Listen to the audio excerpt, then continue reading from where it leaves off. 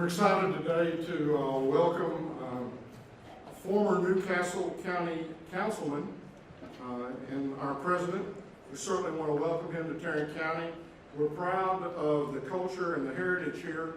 We're Americans, we're Texans, and we remain true to our values. So much of what we value is demonstrated by the men and women in uniform. I especially want to thank our female service members today as we celebrate International Women's Day. I also want to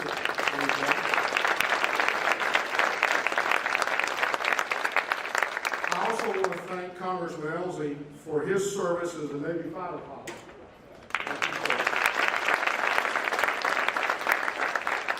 Later this month, just a few miles from here, we'll be breaking ground on the National Medal of Honor Museum in Arlington. We respect and greatly appreciate all of our veterans and everything they've done to maintain our freedoms. And we are praying for those who serve today. As we toured our VA clinic and resource connection, we saw how dedicated we are to making sure our veterans get the health care and the help they need. Through the direct ARPA funding to our counties and other related programs, Tarrant County will continue to provide veterans with much needed additional support, including housing and wraparound services. While we can never fully repay our courageous men and women for their distinguished service, we must do everything we can to honor their sacrifice and help them to continue to lead successful lives. We're doing our part here in Tarrant County. We look forward to working with others who are doing the same.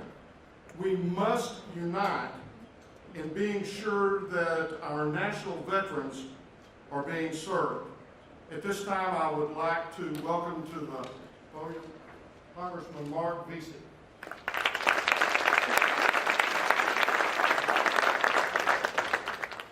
Judge Woodley, thank you very much. Good afternoon. Buenos dias. How's everybody doing? Good. I'm Mark Vesey, Congressman for the 33rd Congressional District, where you happen to be right now. Good to see everybody. Good to be home. And Fort Worth has an amazing history when it comes to veterans. When you think about Jim Wright earning his Flying Cross distinction, flying B-24 Liberators, when you think of the Rosie derivatives that worked at the bomber plant at Convair for so many years, helping us in the theater, in the Pacific, and in Europe. When you think about the men and women of IEM, machinists, that work at the plant still today, with some incredible contributions. When you think about our local American Legion post, Post 838, right here, Fort Worth, Texas, one of the first black posts from the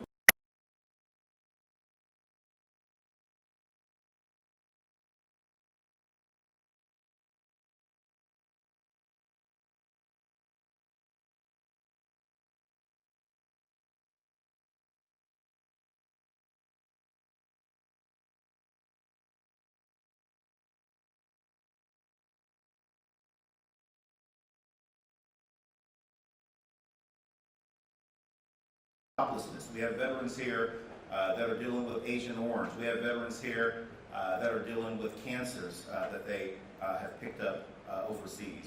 We have veterans here that are dealing with all kinds of maladies, some greater than others. But at the end of the day, we all need to step up and help them. And I'm so proud that the President of the United States, Joe Biden, has made time to come to Fort Worth, Texas, so he could hear the stories of veterans here in the Metroplex, in Dallas-Fort Worth, that have sacrificed so much from our country. Hear some of these stories about what they're going through and how we can be helpful to them in the future. In addition to the President being here and my colleagues, we also have the Secretary of Veterans Affairs that's here, Mr. McDonough, who loves Fort Worth because he has a sibling that lives here. And again, just delighted that they are here today. Because we know that these issues that affect our veterans, that they're very serious, that it also affects the families, and that we're trying to do as much as we possibly can to help them. And with that, I would now like to introduce to the stage Jake Elsey, who represents the 6th Congressional District, just to my southeast. Representative Elsey.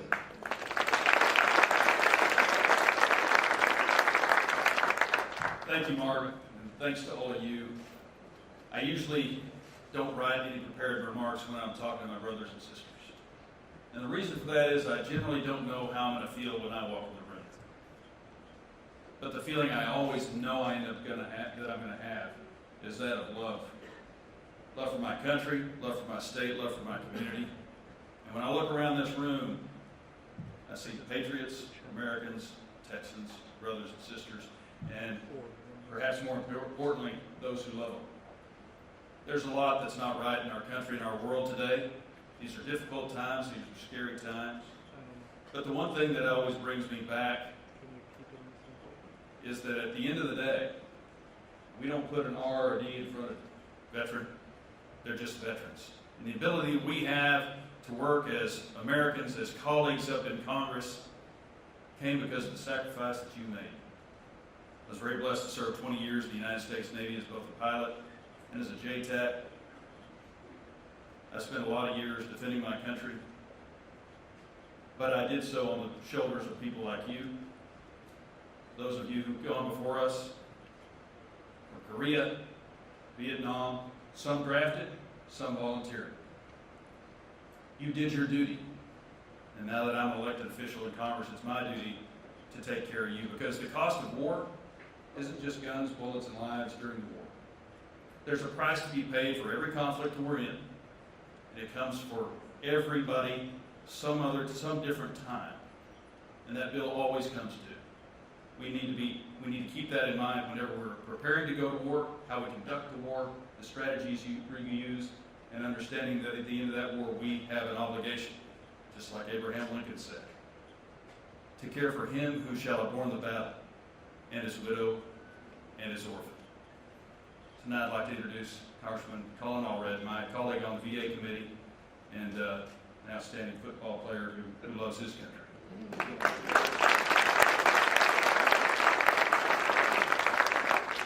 Well, good afternoon. I'm happy to be in North Texas, even if it's not in my hometown of Dallas. I got to be careful there. As Jay said, I'm Congressman Colin Allred. I'm proud to represent the 32nd District of Texas. And as a member of the Veterans Affairs Committee, I am so honored to welcome President Joe Biden to North Texas. Some of the work that I am most proud of in my work in Congress has been on the issues impacting our veterans and their families. And that work has been consistently, as Jake was saying, bipartisan. I was thrilled when I learned that veterans would be the focus of President Biden's unity agenda, which he discussed at the State of the Union recently. We have to keep our promise to those who serve. And here in North Texas, we do have a track record of getting things done for our veterans by coming together and working together. In 2020, I led the effort and worked with the North Texas VA, Baylor Scott and White, to have a recently shuttered hospital in Garland donated to the VA. The first project of its kind, services at the Garland VA now serve veterans across our region. And I hope that this can become a model for other communities across the country. And last year, the President signed my legislation to build a new spinal cord injury center at the North Texas VA and authorized other critical projects at facilities across the country. One veteran said that the Dallas facility would be a godsend for himself and other veterans managing these critical injuries. I know this work is personal for President Biden. It's why his unity agenda will build on the progress we've made here in North Texas for our veterans. I not too long ago traveled to Afghanistan and Kuwait to meet with our troops and service members deployed abroad and saw firsthand there's a lot more that we have to do to give them the benefits that they've earned, including those who have been exposed to toxic chemicals and burn pits. The House has passed a bill to fix this, and the Senate should pick it up, pass it, and send it to the President's desk as soon as possible. President Biden knows personally how important it is that we have our veterans back, and investing in our VA facilities not only do right for our veterans, but it also creates good jobs in our communities. I look forward to doing just that and working with y'all and keeping our promise to our veterans with this president who believes so much in us keeping our promise to them. Thank you so much.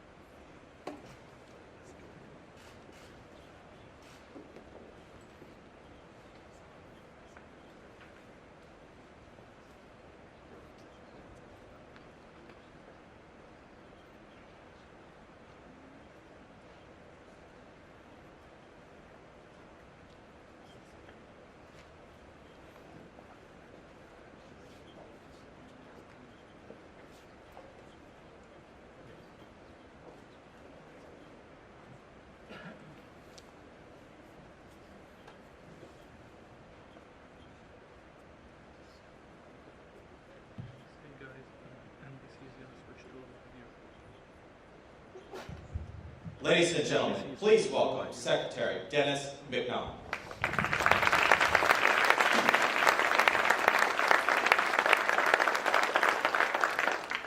Hello, everybody. It's an honor to be here with you all, and of course, with President Biden. The President and I and our group, including our members of Congress, Mark, Jake, and Colin, just visited some terrific VA employees here in Fort Worth who fight like hell every day to serve vets as well as our vets have served us.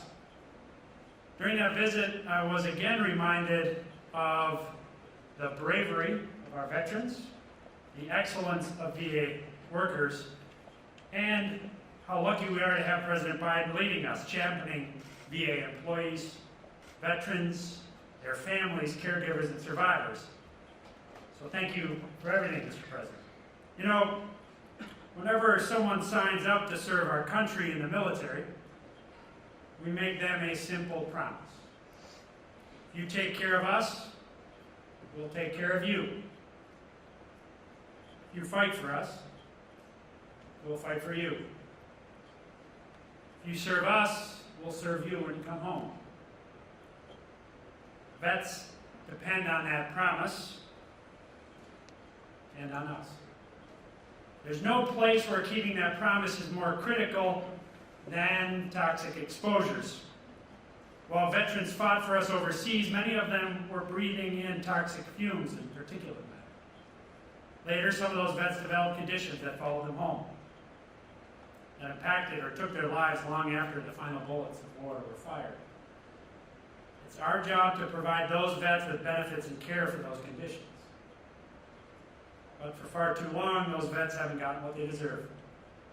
President Biden has made it clear that those days are over. We will keep our promise to those vets and get them the benefits and care they've earned. To that end, we've already established presumptives of service connection for sinusitis, rhinitis, and asthma. We've announced our intent to propose a new rule that would add presumptive service connection for 9 rare respiratory cancers. We're fundamentally changing, improving, and expediting how these presumptions are established moving forward. This progress makes President Biden the first president to proactively address particulate exposure for the vets who have fought our wars for more than 30 years now. And more importantly, it means that more than 12,500 vets are finally getting the benefits of their own, with many more to come. This is just the beginning. President Biden leading the way will stop at nothing to get these vets timely access to the benefits and care they deserve. Because they've waited far too long, they shouldn't wait a moment longer. Now I'd like to hand it over to Councilwoman Elizabeth Beck.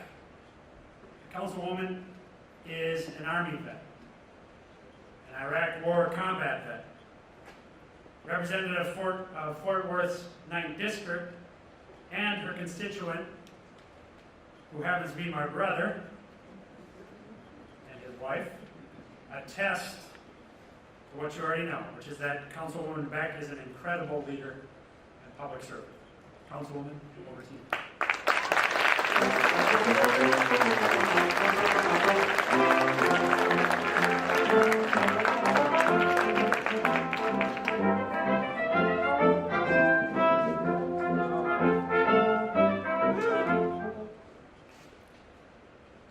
Fort Worth is home to some 42,000 veterans.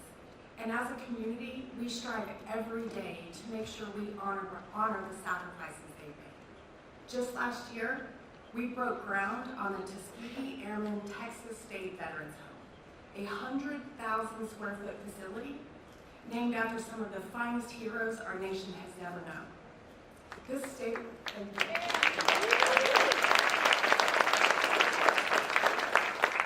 state-of-the-art facility will home 120 elderly veterans and is conveniently located right next door to the Fort Worth VA clinic, so that when they need care, they have access.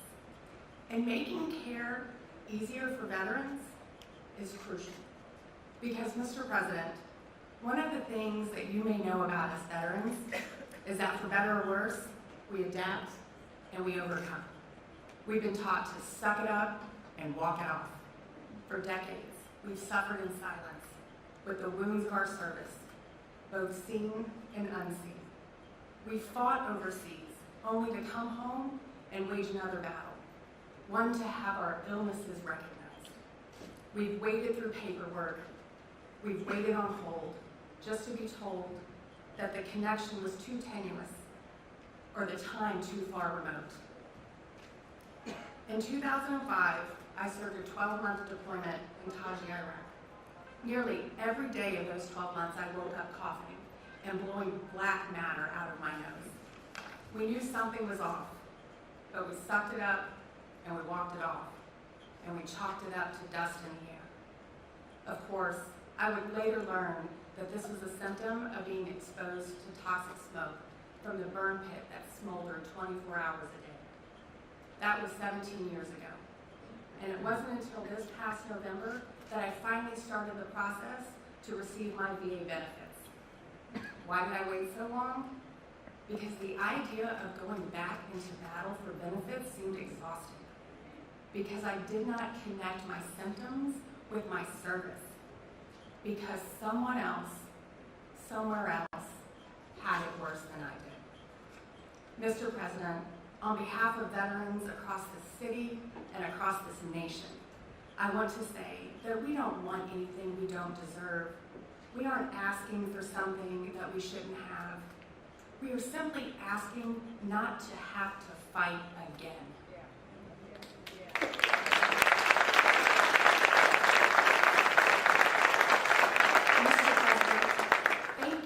Fighting for us.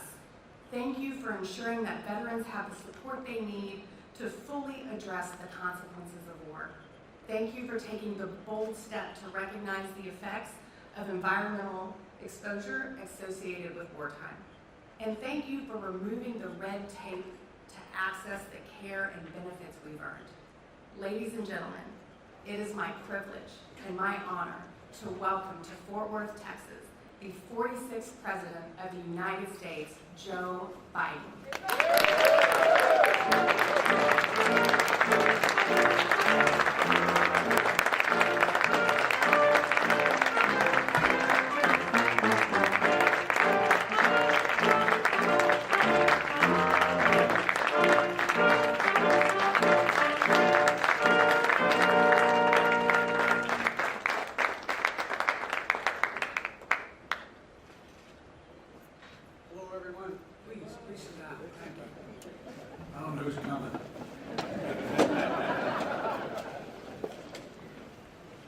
Thank you, Councilwoman Beck. You know, look, what I said on the way out, the thing that bothers me the most when veterans aren't looked out for, because what we owe them, is every single solitary veteran deserves to be treated with dignity.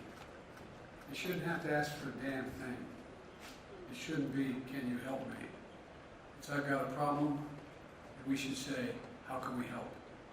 And so I thank you for your service. I thank you for all of you who are here for your service. And I hope that hearing you will inspire more veterans to do exactly what you're doing. Sign up for the benefits and support you have earned. What I found with my son, what I found with my friends, I found with the generation of Vietnam, there's this notion that you shouldn't ask for anything. You're military. You don't ask for anything. You just serve. You should be asking. You should be letting us know. You should let us know what is bothering you, what is the problem, because we owe it to you. It's great to be here in Fort Worth at the Resource Connection, and I'm able to spend time with Mayor Parker earlier very briefly. I want to thank her for the passport in town, and I also want to thank Judge Whitley, and all the city and council members, city council and county council members as well. I want to thank you. I often tell the story. I got elected to the county council in my state. We have we're like a miniature Illinois. We have one state with 60% of the population. So a councilman has a district 7 times as big as a House member and 3 times as big as a state senator.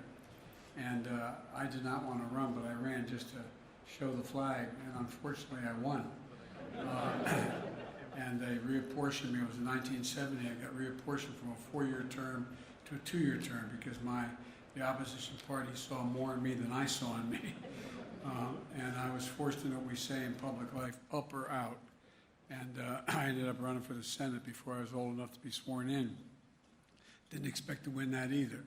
And here I am, you're stuck with me.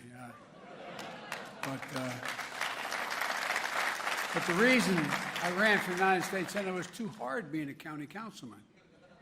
You'd knock on the door and say, my name's Joe Biden, Democratic candidate for the county council. And they look at you like, and you know what they're thinking. Well, you know part of what they were thinking. What's the county council do?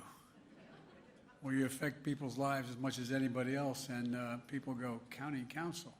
Anyway, but I just think that, Jake, you're a fighter pilot. You get this stuff. I mean, you know what I mean? You can smile, Jake. It's okay. It's okay. Jake's a Republican, but I like the hell out of him. He's got... No, I'm serious. This guy's the real deal. The 3 congressmen you have here, 2 of them look like bomb you. And it's a tough group, but a good group. Look, I want to thank you for us to town. It's a one-stop shop connection for people in this county, services and benefits they need, and that's important. And I'm here today to talk about the critical community it serves, our veterans, their families, caregivers, and survivors. I'm joined today by the bipartisan group of Texas reps that are here and who care deeply about these issues. Congressman Mark Veazey is, I want to thank him so much for giving me the passport into his district here. And I want to let them know how proud I am to sign into law the bill to create a national monument to Medal of Honor winners and recipients and the values they represented. It was a very important thing you did. And Congressman Colin Oliver, I want to thank you for your work in the Veterans Affairs Committee and the House of Representatives, particularly your leadership dealing with veterans' mental health issues. And Congressman Jake Ellzey, a member of the House Veterans Committee, a veteran himself, served 20 years in the United States Navy, multiple combat tours as well. Congressman, thank you all for being here and for allowing me to be with you and continuing to serve our country. You know, I've often said, and I mean it sincerely from the bottom of my heart, veterans are the backbone, the spine, the sinew of who we are in this country. 1% of you these days, 1% of you serves all the rest of us. And the 99% who aren't with you deserve to treat you with the dignity and respect and service that you deserve. You're the best of us, and we owe you. And I've always believed that, and I've said this from the time I was a young senator, we have many obligations in the United States Senate, the United States Congress, President of the United States, to the American people, to the elderly, to the poor, to those in need. But we only have one truly sacred obligation, and I mean this, sacred obligation. That is to train and equip those we send into harm's way and care for them and their families when they come home. Only a small percentage, I said, deserve and claim the title of veteran. More than 1.4 million of them are living here in Texas. That's about 6.5% of your population. And to be a veteran is to have endured the survival and survived challenges most Americans will never know. And you have done it, and you've done it for all of us, all of us. A week ago, during my State of the Union message in Washington, I spoke about the bipartisan unity agenda. 4 big things I think all of us, Democrats, Republicans, Independents, can agree on and rally around. One is dealing with the opioid epidemic, which is stealing the lives of so many people. 2, mental health for our children that are in the wake of all that's happened because of COVID and all the consequences. There's over 1 million people out there who are no longer sitting at the kitchen table this morning because of COVID, and people worry about that, and the kids particularly. 3rd is ending cancer as we know it, which I'm confident we can do. And 4th is supporting our veterans, fully supporting them. These issues unite us because they impact America in every single solitary state. Issues that go beyond partisan politics because they're about people. about people, our neighbors. Caring for our veterans has been a central focus of my administration since day one. And for the last year, the Department of Veterans Affairs, led by Secretary McDonough, has been the linchpin of our government-wide push to make life better for American veterans. Providing assistance through this pandemic, like job training and housing. We're helping lower-income veterans access VA care debt-free. We're expanding access to health care services for women veterans and the LGBTQ community veterans. We're implementing a plan to bring down the rate of suicide among service members and veterans. You know, it's sad to say, but to this day, we average 17 veterans a day commit suicide. Every single day. More than get killed in combat. Every single day. It's an absolute tragedy that demands not only a whole of government approach, but a whole of country working together to deal with this issue. Texas is one of those states participating in the Governors and Mayors Challenge to take on this crisis. And as I announced in my State of the Union message, we're focusing on meeting the specific care and needs for all our veterans who suffer because of their service, for all our veterans. We learned a horrible lesson after Vietnam. It was the harmful effects of Agent Orange, which were dropped upon so many thousands of veterans, and the years it took to manifest illnesses in veterans. Because then the veteran had to prove that whatever his problem was directly a consequence of Agent Orange. Well, we passed a law that I was proud to be a co-sponsor of a long time ago, saying that if you had Agent Orange drop upon you, it was presumed that the illness you had was the consequence of that. And how we're even slower to connect the dots of what's happening to those too many Vietnam veterans living in a lurch, unable to access the care they needed. It was only in the past year that we added bladder cancer and conditions of underactive thyroid and Parkinson's to the list of conditions tied to Agent Orange exposure, as science told us more. Decades after the exposure took place, it took far too long to reach that decision, in my view. And I refuse to repeat the mistake when it comes to veterans of our Iraq and Afghan wars. Not only did they face the dangers in the battlefield, but they were breathing toxic smoke and burn pits where they were based. I was in and out of Afghanistan and Iraq 23 times. I spent a fair amount of time there as the United States Senator and as Vice President. The burn pits that incinerate wastes of war, medical and hazardous materials, jet fuel, and so much more, just dug in big pits not far from the hooches, not far from where our veterans were sleeping. When our troops came home, the fittest among them, the greatest fighting force in the history of the world, too many of them were not the same. Headaches, dizziness, numbness, cancer. And we don't know yet enough about the connection between burn pits and each of these diseases so many of our veterans are now facing. But I'm committed that America make the commitment to find out everything we can. I'm committed to the families like Danielle Robinson, the widow of Sergeant First Class Heath Robinson, who joined my wife Jill in the First Lady's box of the State of the Union. Sergeant Robinson was born a soldier, Army National Guard, combat medic in Kosovo and Iraq, stationed at the same bases and around the same exact time as my son, Major Bo Biden, United States Army. In Baghdad, Sergeant Robinson was stationed yards from burn pits the size of football fields. And back home in Ohio, Danielle and their little girl waited for him to come home, to coach the soccer team, to build Legos. But when he finally came home, cancer likely caused prolonged exposure to the burn pits, ravaged his lungs and his body.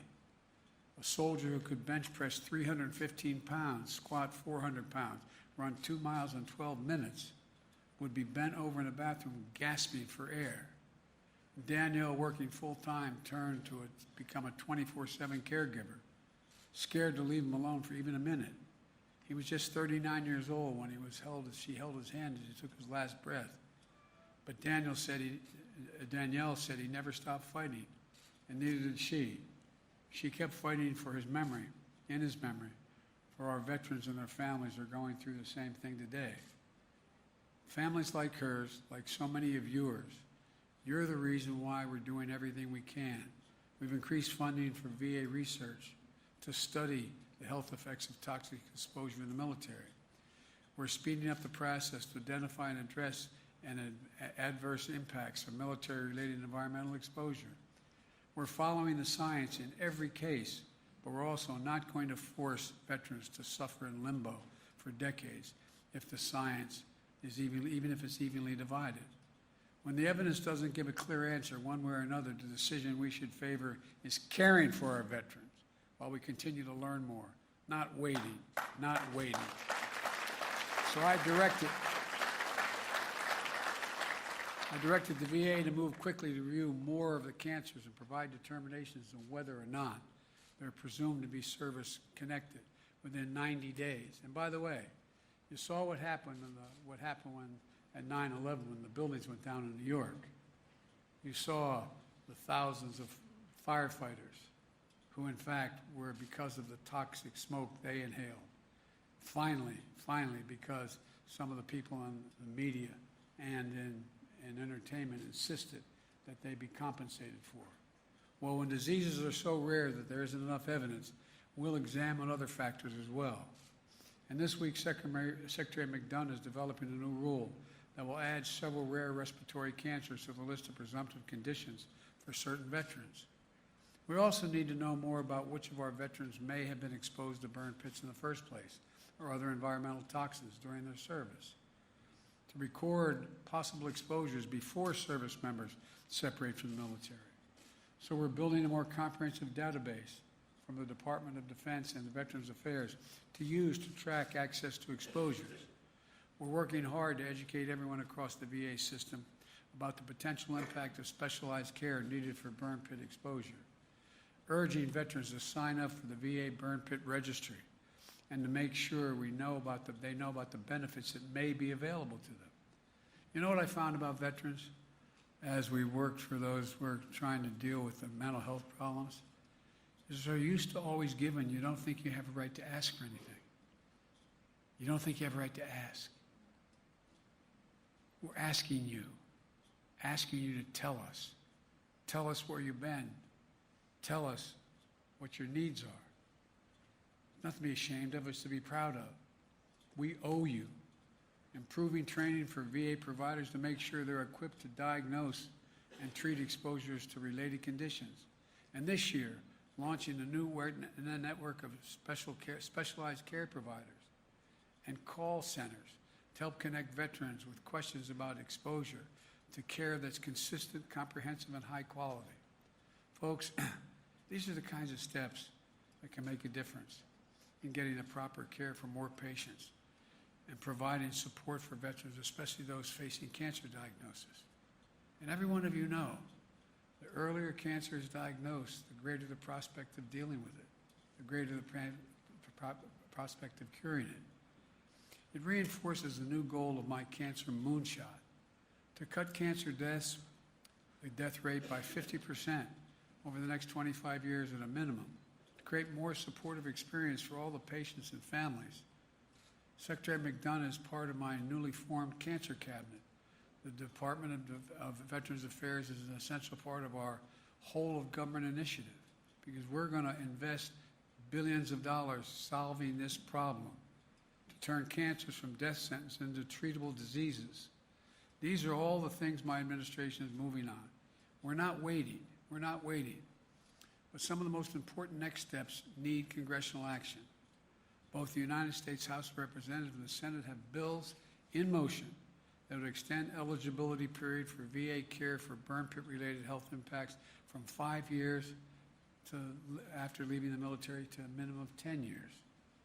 That would open enrollment to all veterans who served in Iraq and Afghanistan. And in February, the Senate passed their bill to do just that, unanimously, Democrat and Republican. And the House bill that passed just last week would do even more, expanding health care, mandating research, reforming the process of determining presumptions, and adding more conditions to the list of presumptive care. Both of these bills have bipartisan support. These are the bills that unite the American people. These are the bills that will deliver necessary care for our veterans and their families. And let's get those bills to my desk so I can sign them immediately. Folks, we have a sacred obligation as a nation. I promise Danielle Robinson, and I promise all of you here today, that we'll do better. We must. We owe you. We owe you. I can't say enough about the veterans community. And there's a famous expression by a famous English poet who said, "They also serve who only stand and wait." To every husband and wife with the deployed husband or wife. To every child with a mom or dad deployed, we owe you. We owe you. Because they also serve only stand and wait. I remember the head of the National Guard in the state of Delaware, wife, used to say a prayer. My son got deployed. My wife is a school teacher who got up earlier than I did to get to school. I'd get to the train at 7:30 train. And I walked downstairs. I'd just had shades and had my trousers on to get a cup of coffee. She'd be standing over the sink like many of you have done, looking out the window, mouthing a prayer that she was given by the commander's wife. A prayer for her son who was in harm's way. All of you did that. All of you do that. All of you worry about that call. So thank you. Thank you as well. Concluding point I'll make, and we talked about it, the Congressman and I on the way down. You know, this is an incredible generation, the 9/11 generation that fought. They served in a way I think they're right up there with the greatest generation. Because they not only got deployed once, but sometimes twice, 3, 4 times into harm's way. They come home and go back. And after knowing that they cleaned off the blood of the seat of that up-armored Humvee that they were in where they lost somebody. And they'd have to saddle up and go back out again. An enormous generation, an incredible generation. I was telling the guys on the way down, I remember flying into Iraq one of those times. And I went into the cockpit. And there were, I believe, 6 members, 5 men and 1 woman. And I asked the question of all of them, I said, how many is this your first tour of duty? Nobody raised their hand. Second tour of duty, nobody. Third tour, 2 of them. Fourth tour, 2 of them. Fifth tour, 1. No other generation has been deployed, redeployed, and redeployed, and redeployed. That takes nothing away from the World War I and World War II and Vietnam generations. But it's one thing to serve and come home and then go back and go back and go back. So we owe you. We owe you all, every veteran in here and every family member of veterans. May God bless you all.